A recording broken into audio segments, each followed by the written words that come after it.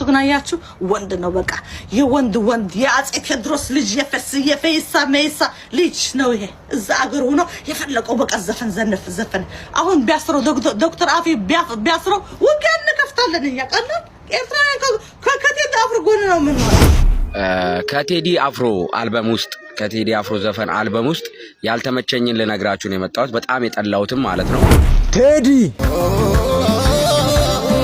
አዲስ አበባ የማናት የሁሉም አይደለችም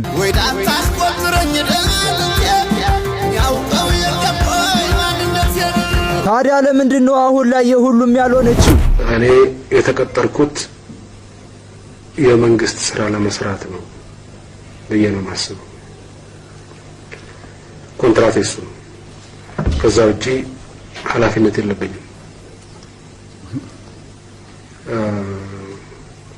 ሶሻል ማህበራዊ ሞዴል ለመሆን ምን ለመሆን ወይም ስፖርተኛው ተወዳዳሪ ለመሆን ሰላም ጤና ይስጥልኝ ውድና የተከበራችሁ የአዳም ቲቪ ቤተሰቦች እንደምን ሰነበታችሁ እኔ ደህና ነኝ እግዚአብሔር ይመስገን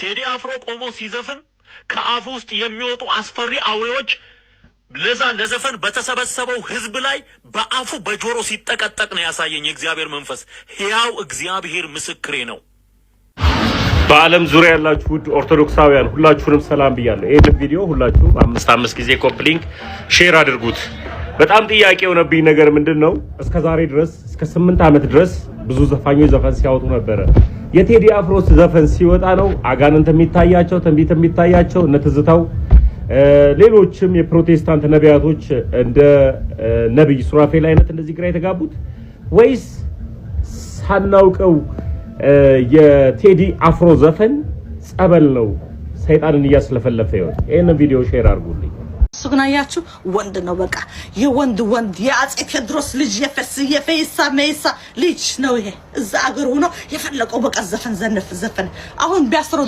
ዶክተር አፊ ቢያስረው ወገን ከፍታለን ያቀናል ኤርትራ ከቴዲ አፍሮ ጎን ነው ምን ነው ጎበዝ ወዳለው እኔ ጎበዝ በቃ ጎበዝ ደስ ይለኛል በቃ ጎበዝ ደስ ሽንታም አልወድም በቃ ሽንታም የሆነ ስብ ያስጠላኝ ጎበዝ እንደ ቴዲ አፍሮ ግን አይላ ቴዲ አፍሮ በቃ አራት ነጥብ ቱልቱላ ትክክል ያሳምምሻል ትክክል ስናገር ቱልቱላ ትይኛለች የቱልቱላ ወላ ይሁን ይሄ ፍጥጥ ያለ ጽድት ያለ ሀቅ ነው ይሄ ቴዲ አፍሮ ጎበዝ ነው በቃ ጎበዝ ንጉስ በቃ አይገርምሽም ስለ ክልል ያስብም እሱ ስለሙሉ ኢትዮጵያ ያስባል ቴዲ አዲስ አበባ የማናት የሁሉም አይደለችም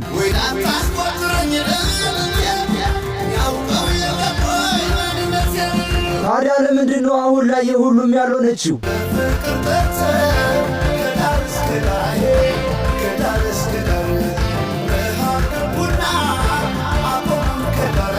አረ ቴዲ ዝም በል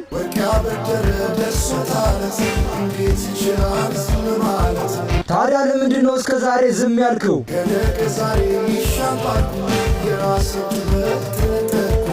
በጣም የሚያናድድ ነገርስ ምንድን ነው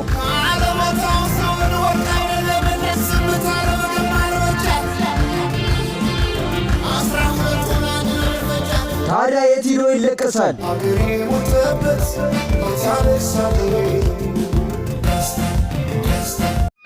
ከቴዲ አፍሮ አልበም ውስጥ ከቴዲ አፍሮ ዘፈን አልበም ውስጥ ያልተመቸኝን ልነግራችሁ ነው የመጣሁት በጣም የጠላሁትም ማለት ነው ምንድነው እሱ ማታ ዘፈኑን እያዳመጥኩት ነበር ለረጅም ሰዓት እና ምንድነው ያልተመቸኝ ስልኬ ሲዘጋ ያለው ፓርት ነው በቃ በጣም የጠላው ፓርት ስልኬ ሲዘጋ ያለው ፓርት እና ኤርፎን ሲቀበሉኝ ያለው ፓርት በጣም ነው ያስጠላኝ ወዳችኋለሁ ይመቻችሁ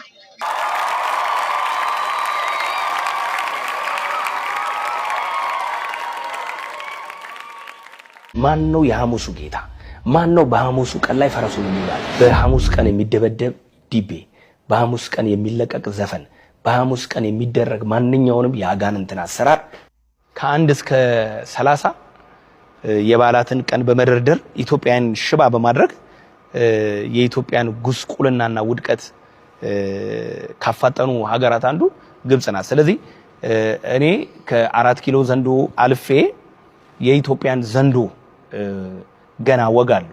እሱም ማስጠንቀቂያ ሳይሆን እርምጃ እንደምወስድ የመንፈስ ቅዱስን እሳት እንደምጠራ እና ስራቸው እንደማፈራረስ ከወዲሁ ለማስተዋወቅ ፈልጋለሁ። ትልቁ ዘንዶ ትንሹን ዘንዶ እገለዋለሁ እያለ ነው። አንተ ውስጥ ያለውንስ ዘንዶ ማን ይግደልልህ? ከእናንተ በላይ የኢትዮጵያ እርግማን አለ እንዴ? ከእናንተ በላይ የኢትዮጵያን ሰላም፣ የኢትዮጵያን መልካም ነገር፣ የኢትዮጵያን እድገት አንቆ የያዘ አረም አለ እንዴ? ኢትዮጵያ ውስጥ ያለውን እርግማን፣ ሟርቱንም፣ ጥንቆላውንም ሁሉንም ጠቅልላችሁ እኮ እናንተ ይዛችሁታል። አውሮፓ ውስጥ መተህ የስንቱን ትዳር እንደበተንክ፣ የስንቱን ህይወት እንዳመሰቃቀልክ፣ የስንቱን ገንዘብ ወስደህ ስንቱን ሰባብረህ እንዳስቀረህ ታውቃለህ። በገስታውስ ውስጥ የስንቱን ሰው ህይወት እንዳመሰቃቀልክ ታውቃለህ ጠንቅቀህ። በሐሰት ትንቢት የስንቱን ህይወት ኢትዮጵያ ውስጥ ሰባብረህ እንዳስቀመጥክ፣ የስንቱን ገንዘብ ሸምጥጠህ ሀብታም እንደሆንክ ታውቃለህ። ያንተ ብልጽግና የድሆችን ገንዘብ ሸምጥጦ ወስዶ በልቶ ድሆችን እንደገና ቁጭ ብለህ እነሱ ላይ የፎከርክ፣ የስንቱን ላብ ሸምጥጠህ ራስህን አበልጽገህ ስንቱን ድሃ ያደረክበት፣ የስንቱን ትዳር የበተንክበት፣ የስንቱን ህይወት አመሰቃቅለህ ሰባብረህ አስለቅሰህ ያስቀመጥክበት፣ አውሮፓ እየዞርክ የስንቱን ህይወት ነው ያመሰቃቀልከው። በሳውዝ አፍሪካ ስንቶቹን ነው የሐሰት ትንቢት አምጥተህ ያደቀቅከው። በኢትዮጵያ የስንቱን ገንዘብ ነው የሸመጠጥከው። የስንቱን ትዳር፣ የስንቶችን ቤተሰብ ነው በትነህ ልጆችን ሜዳ ላይ የጣልከው። ካንተ የሚበልጥ ዘንዶ አለ። አንተ ስለሌላ ዘንዶ ልታወራ? ድግምቱም ሟርቱም በክርስቶስ ላይ መዋሸቱም በእግዚአብሔር ላይ መመጹ አንተው ጋር ነው ያለው። መጀመሪያ አንተ ውስጥ ያለውን ዘንዶ ግደል። ጠንቋው የለየለት ነው። ጠንቋይ ነኝ እኔ በሰይጣን አሰራር ነው የምሰራው ብሎ ነው የሚሰራው፣ በራሱ ስም ቁጭ ብሎ የሚጠነቁለው። አንተ ግን በክርስቶስ ኢየሱስ ስም የምትጠነቁል ካንተ በላይ ምን አይነት ዘንዶ አለና ዘንዶ ትወጋለህ? እባክን እዚህ ጋር የዘረዘርካቸው እግዚአብሔር የሚጠላቸው ብለህ የዘረዘርካቸው ከነሱም በላይ ብዙ ነገር የተሸከምከው አንተ ነህ። መጀመሪያ መገደል ያለበት እናንተ ሐሰተኞች ላይ ያለ ትልቁ ዘንዶ ነው። ስለዚህ አታስመስል። እዚህ ጋር የመንግስት አጨብጫቢ መስለህ የሆነ ራስህን ሽፋን ለማድረግ የምትሄድበትን ድራማ ብታቆም መልካም ነው። ኢዮብ 34 ከ21 እስከ 22 እንደዚህ ይላል። አይኖቹ በሰው መንገድ ላይ ናቸው፣ እርምጃውን ሁሉ ያያሉ። ኃጢአትን የሚሰሩ ይሰወሩበት ዘንድ ጨለማ ወይም የሞት ጥላ የለም። ስለዚህ አንተም የምትሰወርበት ጨለማ የለም፣ እግዚአብሔር አይዘበትበትም። ያደረከውን እያንዳንዱን የምትከፍልበት ጊዜ ቅርብ ነው። ለሰራ ሁሉ የምትከፍልበት እግዚአብሔር ይፈርዳል። የስንቶቹን ህይወት ያመሰቃቀልክበት፣ በኢትዮጵያ፣ በአውሮፓ፣ በሳውዝ አፍሪካ ያደቀክበት የስንቱን ድሃ ገንዘብ ወስደህ ራስን አበልጽገህ ድሃ ድህነት እያልክ የምትፎክርበት እግዚአብሔር አይዘበትበትም። የምትዋረዱት እናንተም ጭምር ናችሁ። ዋናዎቹ በቅርብ ከሚዋረዱ ሟርተኞችና ጠንቋዎች መካከል ዋነኞቹ እናንተም ጭምር ናችሁ። እኔ ዘፈንና ዘፋኝነትን እያበረታተው አይደለም ጭራሽ። ዘፈንና ዘፋኝነት ከምድር ላይ ሁሉ ቢጠፋ ደስታዬ ነው። ነገር ግን ከዘፈንና ከዘፋኝነት ከጠንቋዎችም በላይ እናንተ በክርስቶስ ስም የምትጠነቁሉ ዘፋኞች ትበልጣላችሁ። ስለዚህ ዘንዶ በቅርብ ቀን የሚገደላል። ልክ ነው። ልትደበቁበትና ልትሸፈኑበት የምትሞክሩትን ድራማ አቁሙ። እግዚአብሔር ከመጣ ክንዱን ይገልጣል። የሚያስቆመው ህግም ሆነ ህገ መንግስት፣ የምድር ነገስታት ሁሉ ማንም የሚያስቆመው የለም። በእሳት ይገለጣል፣ የሚጠርገውን ይጠርጋል። እግዚአብሔር አይዘበትበት።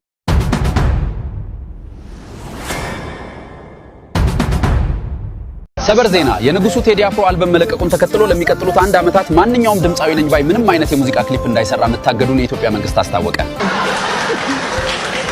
ቴድሮስ እንደዚህ ቴድሮስ አላሉኝ። እንደዚህ አይነት ዘፈን አለ ማን ነው ደግሞ የሚዘፍነው ምናምን አልኳቸው።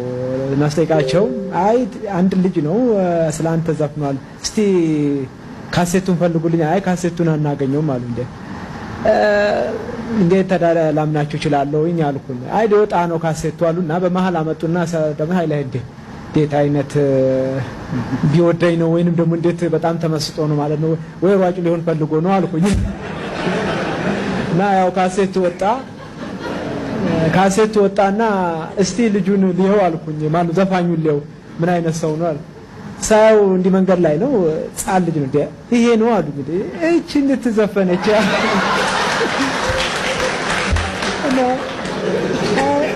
በቃ አንቺ እያልኩ ነው ያነጋገርኩት እና አንቺ ነሽ ዘፈንሽው በጣም አመሰግናለሁ እና በኋላ ያው እንግዲህ ዘፈኑ ተለቀቀ አይታችሁት እንደሆነ ብዙ ከዘፈኑ በኋላ ብዙ ወሬ ተወራ በቴድሮስ ላይ ግማሹ 50 ሺህ ብር ሰጠው 30 ሺህ ብር በኋላ አንድ ጋዜጣ ላይ ነው ይሄን አልሰጠኸዋል 30 ሺህ ነው ሰጠኸዋል አንዴ ለማለት ቴድሮስ እኔ እንኳን 30 ሺህ 30 ሳንቲም አልሰጠሁት እንግዲህ ወደፊት እርግጠኛ ነኝ ልክ እንደኛ እንደ አትሌቶቹ በአለም ላይ ዘፈኑ እንደሚወጣለት ባለሙሉ ተስፋ ነኝ። ቢቢሲ የዜና አውታሮች በቴዲ ሙዚቃ ሲጨናነቁ አድረዋል። ከትላንት በስቲያ ከቀኑ 8 ሰዓት የተለቀቀው የቴዲ አፍሮ ሙዚቃ ኢትዮጵያ አልፎ አፍሪካን ተሻግሮ የቢቢሲንና የፎክስ ኒውስን የዜና አውታሮች ሲያጨናንቁ አድረዋል። ይህንንም ዓለም አቀፍ ዘገባዎች የቴዲን ሪከርዶች አንቢሊቬብል ትሩዝ የማይታመን እውነት በማለት እየዘገቡ ሲሆን ገና ካሁኑ ከዓለም አሜሪካዊን የሙዚቃ ፈርጡን ብሩኖ ማርስ በመብለጥ አንደኛ በመሆን ሁለቱንም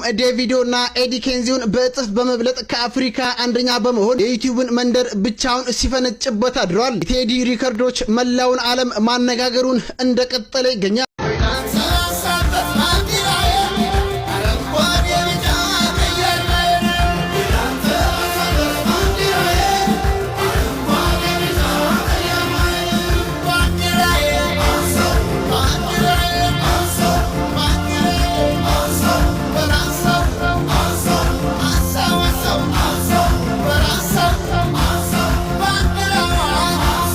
ቴዲ አፍሮ ላይ ያስፈረደበት ባለስልጣን ዛሬ ከስልጣኑ ተባሯል። ነገሩ እንዴት ነው? ባጭሩ ላብራራላችሁ። እንግዲህ ዛሬ የተባረረው ማን መሰላችሁ? በጣም በሚዲያ የምታውቁት በቴሌቪዥን መስኮቶች ላይ በተለይ ይሄ አስቸኳይ ጊዜ አዋጅ ሲመጣ አንዳንድ ነገሮች ላይ ሁሉ ጊዜ ከህወሓት ጊዜ ጀምሮ በቴሌቪዥን በመውጣት የምታውቁት ሰው ነው። ይህ ሰው በአሁኑ ሰዓት ላይ የፍትህ ሚኒስትር ደኤታ ነበረ። ፍቃዱ ጸጋ ይባላል። ታውቁታላችሁ ፍቃዱ ጸጋን የምናውቀው እንግዲህ በተለያዩ የፖለቲካ ጉዳዮችን ለመንግስት ሲያስፈጽም ነው። በህወሓት ዘመን ጊዜ ቴዲ አፍሮ ደጉ ይበልጣል የተባለን የጎዳና ተዳዳሪ በመኪና ገጭቶ አመልጧል በሚል ክስ መስርቶ በፍርድ ቤት ተከራክሮ ቴዲ አፍሮ ላይ ያስፈረደበት ነው። ከዛም በኋላ የተለያዩ ሽመቶችን አግኝቶ በአሁኑ ሰዓት ላይ የፍትህ ሚኒስትር ደኤታ ነበረ። ጠቅላይ ሚኒስትር አብይ አህመድ ዛሬ ከስልጣን እንዳነሱት የዛሀበሻ ምንጮች ገልጸዋል። ፍቃዱ ጸጋ ቤተሰቦቹን ልጆቹን ውጭ ልኮ እያስተማረ እንደሚገኝ ይህንን እኔ የሰማሁት ከሽመልስ አብዲሳ ራሱ ሽመልስ አብዲሳ የአብይ ጠቅላይ ሚኒስትር ጽህፈት ቤት በነበረበት ጊዜ ጽህፈት ቤቱ ኃላፊ በነበረበት ጊዜ ያው ሻይ ቡና ስንል ነበር። እኔና አንድ ደረጀ ገረፋ የሚባል ልጅ ነበር። አብረን ምሳ እየበላን መሰለኝ። ሽመልስ ምንድን ነው የሚለው አብቹ እኮ የህወሓትን ምስጢር አገኘ ብሎ ያወራል። ምንድነው ብለን ስንጠይቅ ህወሓቶች መቀሌ ቁጭ ብለው እዚህ አዲስ አበባ ላይ ሰውን መግደል ይፈልጋሉ፣ ሸኔንም በመጠቀም ሰውን መግደል ይፈልጋሉ። ከገደሉ በኋላ ህዝቡ እንዲያምጽ ለማድረግ ታዋቂ ሰዎችን ለመግደል እየፈለጉ ነው አለ። እነማን ናቸው ብለን እኔ ሳልሆን እንደውም ደረጀ ነው የጠየቀው። እነማን ናቸው ምናምን ብለው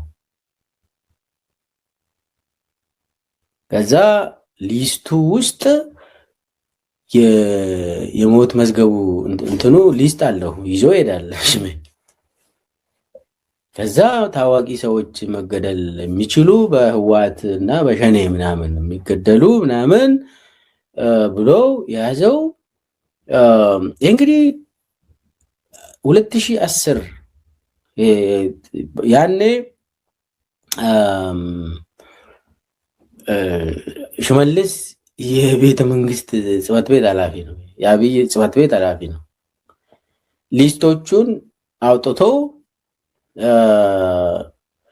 ሊስቱ 42 ሰዎች ሊስቱ ላይ ነበሩ። 42 ሰዎች ይሄ ከህዋት ምስጢር የወጣ ነው። አብቹ እኮ ማያውቀው ነገር የለም፣ ሁሉንም ያገኛል እኮ። እነሱ ውስጥም ህዋት ውስጥም ሰው አለው አለን።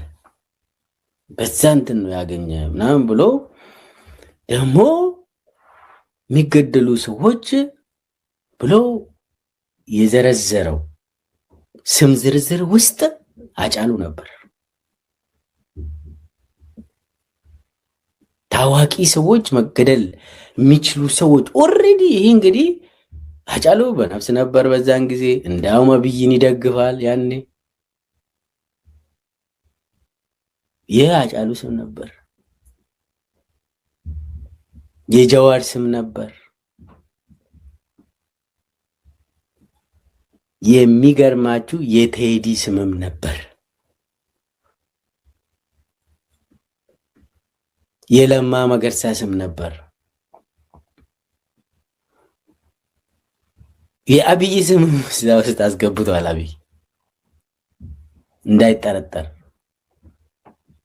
እና ብዙ ታዋቂ ሰዎች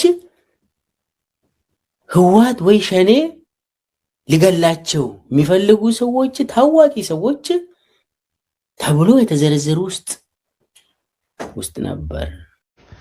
በዚህ አጋጣሚ እንግዲህ ጉድ ሰራሽኝ የሚለው ዘፈን እዚህ ኢትዮጵያ ቴሌቪዥን መጥቼ ስቀረጽ ለሙስሊም በዓል ነበረ።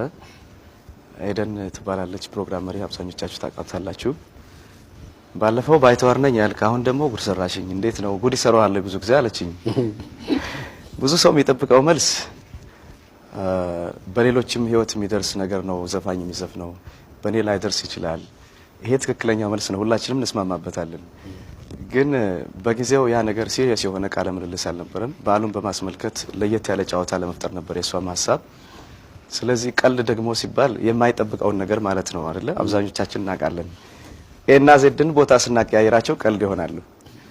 ስለዚህ ጉድ ሰራችኝ ለምን አልክ ስል እንደዚህ ነው ብዬ ከማስረዳት ጨዋታ ለመፍጠር እኔ ነኝ ጉድ መሰራቸው ሲባል ሁሉም ድንግጥ ይላል። በተለይ እናንተ ብትኖሩ በጣም ትደነግጡ ነበር።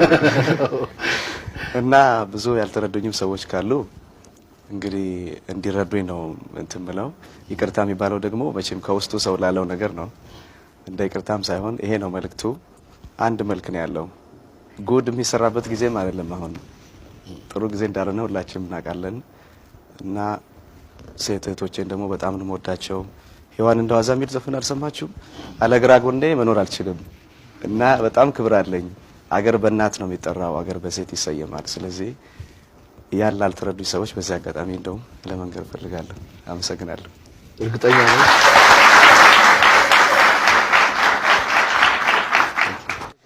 አንድ አጋጣሚ አለኝ። እንደውም በዚህ አጋጣሚ ያን ባልኩኝ ማግስት እንደ አጋጣሚ ካቴድራል ትምህርት ቤት አካባቢ ተለቀዋል መሰለኝ።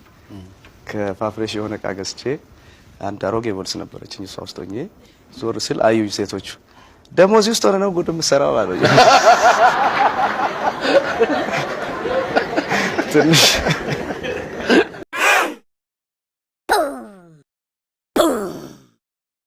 መጀመሪያ ማሰሪያው ገመዱ ህገ መንግስት አይደለ? ህገ መንግስት አሁን ላይ አለን ወይ? ገዢ ነኝ የሚለው የሃይማኖት ሰባኪ የሚመስለው መንግስታችን መንግስት ሳይሆን የሃይማኖት ሰባኪ ነው የሚመስለው መንግስታችን አሁን ያለው። ምንም ጥርጥር ስለሌለኝ ነው። በሰሜን ደም ሲፈስ፣ በደቡብ ደም ሲፈስ፣ በቤሻንጉል ጉምዝ የሄደ አንዱና ብሔር ከሌላው ጋር ሲጋጭ ዝም ብሎ የሚያቀነቅን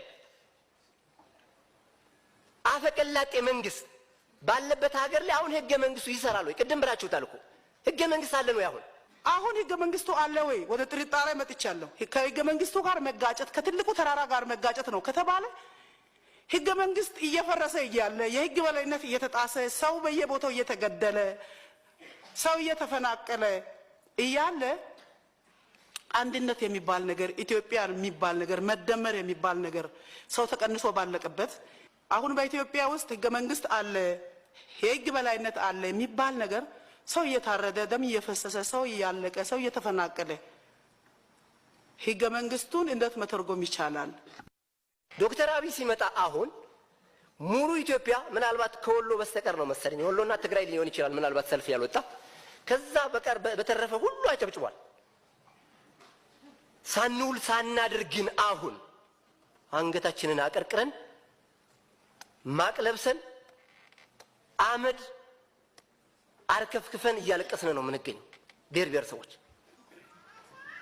ሳንውል ሳናድር አሸሼ ያሉት ዘፋኞች ሙሴ ያሉት ተናጋሪዎች ድምጹን የዘከሩለት አሁን ላይ ያ ድምጽ አለ ወይ ነው?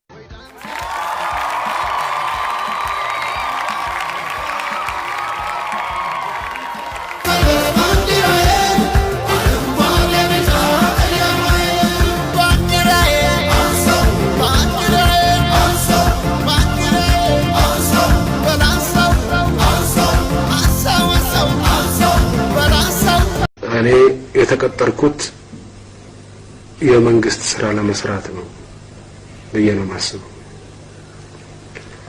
ኮንትራት እሱ ነው። ከዛ ውጪ ኃላፊነት የለብኝም። ሶሻል ማህበራዊ ሞዴል ለመሆን ምን ለመሆን ወይም ስፖርተኛ ተወዳዳሪ ለመሆን የተሰጠኝ ኮንትራት የለም። የመንግስትን የጠቅላይ ሚኒስትርነትን ስራ እንደሰራ ነው ኃላፊነት የተሰጠኝ። ስለዚህ ህብረተሰቡ ከኔ የሚጠብቀው ስፖርተኝነት ወይም ደግሞ በየትምህርት ቤቱ በየክሊኒኩ እየሄደ በሽተኛ በማስታመም በማበረታታት መልኩ ይሄን ማድረግ ነው ለማለት አይደለም። ይሄን የማድረግ ኃላፊነት አይደለም የተሰጠኝ። ምለካውም መመዘነው የተሰጠኝን ስራ በመስራት መልኩ ነው። የተሰጠኝን ኃላፊነት ወደዋለሁ፣ የተሰጠኝን ስራ ወደዋለሁ። ስለዚህ አቅም እስካለኝ ድረስ ብዙ ጊዜ እዛ ላይ ማጥፋት ፈልጋለሁ። በዚህ ምክንያት የተትረፈረፈ ትርፍ ጊዜ አለኝ ብዬ አልወስድም። 8 ሰዓት ብቻ አይደለም የምሰራው፣ ኮንትራቴ 8 ሰዓት ነው። ነገር ግን ስራውን ስለምወደው ከ8 ሰዓት በላይ ነው የምሰራው። ስለዚህ ብዙ ትርፍ ጊዜ አለኝ ብዬ አልወስድም። የራሴን ጤንነት ለመጠበቅ በሚያስችለኝ መልኩ ሞካክራለሁ። ከዛ ባሻገር ችሎታ የለኝም። ችሎታ በሌለኝ እንትን ላይ ችሎታ ካላቸው ሰዎች ጋር መንደፋደፍ የሚጠቅመው ነው።